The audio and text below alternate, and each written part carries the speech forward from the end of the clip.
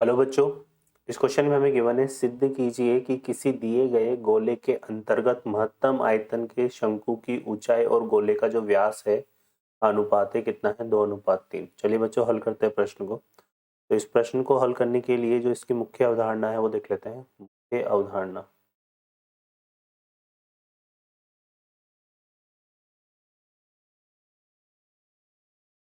तो इसके लिए जो मुख्य अवधारणा है वो क्या हो जाएगी बच्चों, हमारे पास यहाँ पर शंकु का आयतन। क्या काम में लेंगे हम इसमें, शंकु का आयतन। तो शंकु का जो आयतन होता है बच्चों वो होता है हमारे पास 1/3 पाई आर स्क्वायर एच। ठीक है, ये शंकु के आयतन का फॉर्मूला होता है, जहाँ आर जो है वो क्या है, शंकु की त्रिज्या, शंकु के आधार की त्रिज्या। ये क्या है, आधार की त्रिज्या।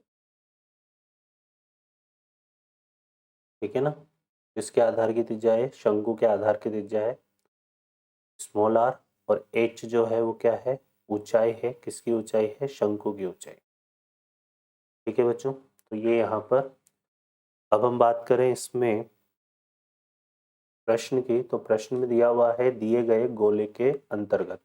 तो ये हमने एक गोला ले लिया और एक शंकु है, तो इसका जो आधार है, इसका जो आधार है वो हमने ये ले लिया, इसकी त्रिज्या ले ली स्मॉल आर। और इसकी जो ऊंचाई है, इसकी ऊंचाई को अगर हम यहाँ से खींचें तो ये इसकी ऊंचाई हो जाएगी। ठीक है ना, तो ये इसकी ऊंचाई है। तो ऊंचाई को हमने क्या मान लिया, एच, है ना। तो यहाँ पे लिख लेते हैं, माना कि शंकु के आधार की त्रिज्या, शंकु के आधार की त्रिज्या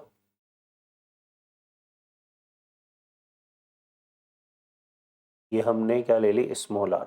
ठीक है, स्मॉल आर। और जो ऊंचाई है शंकु की ऊंचाई, ये हमने क्या ले ली बच्चों, एच। अब देखो ये पूरा एक गोला है और ये क्या होगा, गोले का केंद्र। तो केंद्र से ये गोले के जो परिधि है, ये दूरी, ये क्या होगी, इसकी त्रिज्या होगी गोले की। तो इसकी त्रिज्या, और यहाँ ये भी केंद्र से परिधि तक की दूरी है, तो ये भी किसके बराबर होगी, त्रिज्या की। और ये जो कुल ऊंचाई है, यहाँ पर इसको हम ले लेते हैं ओ, ए, बी, यहाँ पर हमने क्या ले लिया, एम। तो ये जो कुल ऊंचाई है ये हमने किसके बराबर लिए, एच के बराबर। ठीक है ना, यहाँ पे हम ले लेते हैं ओ, यहाँ पे हम कुछ और पॉइंट ले लेते हैं, सी पॉइंट ले लेते हैं यहाँ पे। ठीक है, तो ये ओ हो गया, है ना। तो यहाँ से अगर हम देखें तो जो ओ एम दूरी होगी वो हमारे पास किसके बराबर हो जाएगी, ये हो जाएगी एच माइनस आर के। ठीक है ना, क्योंकि एम से लेकर सी तक की जो दूरी है वो तो एच है ना। ये जो एच है ये क्या है, एम से लेकर सी तक की दूरी। ठीक है बच्चों, तो ये हमारे पास इस तरह से आ जाएगा। अब हम बात करें यहाँ पे त्रिभुज ओ एम बी में, तो ओ एम बी में क्या होगा, यहाँ पे कर्ण का जो वर्ग होगा, मतलब ओ बी का वर्ग बराबर, ये आ जाएगा हमारे पास ओ एम का वर्ग प्लस बी एम का वर्ग। ठीक है, तो ओ बी जो है वो तो हमारे पास किसके बराबर है, आर स्क्वायर के बराबर है। ठीक है, ओ एम हमारे पास क्या हो जाएगा, ये एच माइनस आर, तो यहाँ पे आएगा एच माइनस आर का होल स्क्वायर। और बी एम जो है क्या हो जाएगा, आर स्क्वायर। ठीक है, ये आ जाएगा। इसको हल करें बच्चों यहाँ से, तो देखो ये आ जाएगा हमारे पास आर स्क्वायर। तो ये आ जाएगा बच्चों हमारे पास आर स्क्वायर बराबर, इसको खोल देंगे यहाँ से, तो ये आ जाएगा H square plus R square minus 2RH और प्लस आर स्क्वायर। ठीक है, तो इसको हल करेंगे यहाँ से, तो ये आर स्क्वायर से आर स्क्वायर कट जाएगा। और यहाँ से अगर हम स्मॉल आर स्क्वायर का मान निकालें तो ये आ जाएगा हमारे पास किसके बराबर, 2RH माइनस एच स्क्वायर के। ठीक है, तो ये हमारे पास आ जाएगा। अब हम यहाँ पे देखो, हमें अधिकतम की बात, महत्तम आयतन की बात करनी है शंकु के आयतन के लिए। तो यहाँ से हम लिखते हैं शंकु का आयतन। तो जो शंकु का आयतन है, शंकु का आयतन, इसको हम मान लेते हैं बच्चों क्या, v। और v बराबर हमारे पास क्या हो गया, 1/3 पाई आर स्क्वायर एच, ये होता है। तो इसको यहाँ से देखो, हम आर स्क्वायर का मान अगर यहाँ रखते हैं ये किसके बराबर आएगा 1/3 पाई, और ये आर स्क्वायर का मान मैंने रख दिया यहाँ पे 2RH minus H square into H. ठीक है, तो यहाँ से जो वीक है वो हमारा हो जाएगा 1/3, कितना आ जाएगा ये 1/3 पाई, और यहाँ से आ जाएगा 2RH square, 2RH square minus H की घात 3, ये आ जाएगा। अब देखो इसमें हम क्या करेंगे बच्चों, यहाँ पे ये हमारा आर तो नियतांक है क्योंकि गोला हमें दिया हुआ है ना, तो ये तो हमें दिया हुआ है आर का मान, तो इस वी का अवकलन है ना, यहाँ पे महत्तम के लिए है ना, शंकु के महत्तम न्यूनतम के लिए हम क्या करेंगे, यहाँ पे महत्तम और न्यूनतम के लिए, महत्तम और न्यूनतम के लिए हम यहाँ पे क्या निकालेंगे, डी वी बाई क्या निकाल लेते हैं डी एच।